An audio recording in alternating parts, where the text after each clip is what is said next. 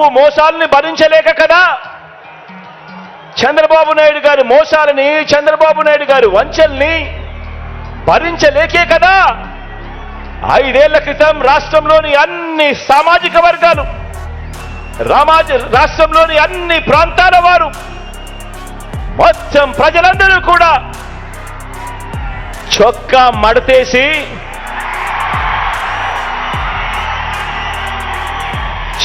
మడతేసి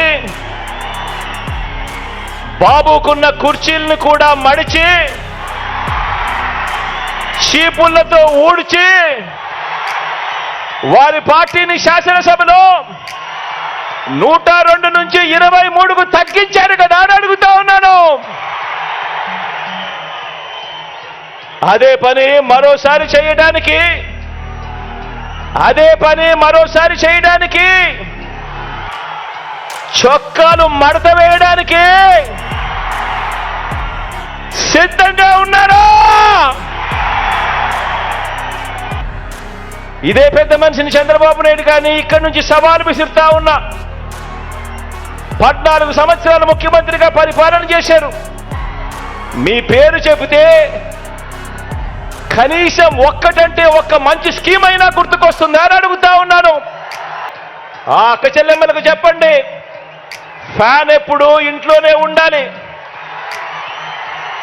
fan ఎప్పుడు ఇంట్లోనే ఉండాలి, సైకిల్ ఎప్పుడు బయటే ఉండాలి, తాగేసిన టీ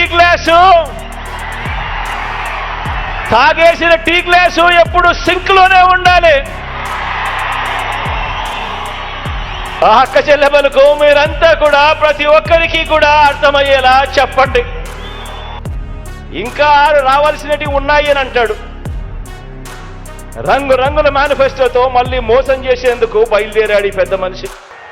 చంద్రబాబు నాయుడు గారి మనస్తత్వం ఎలాంటిది అనంటే, చేసేది ఎలాగో మోసమే కాబట్టి అబద్ధాలు చెప్పేటప్పుడు బాబు దారిద్ర్యం ఎందుకు అన్నది బాబు నైజం.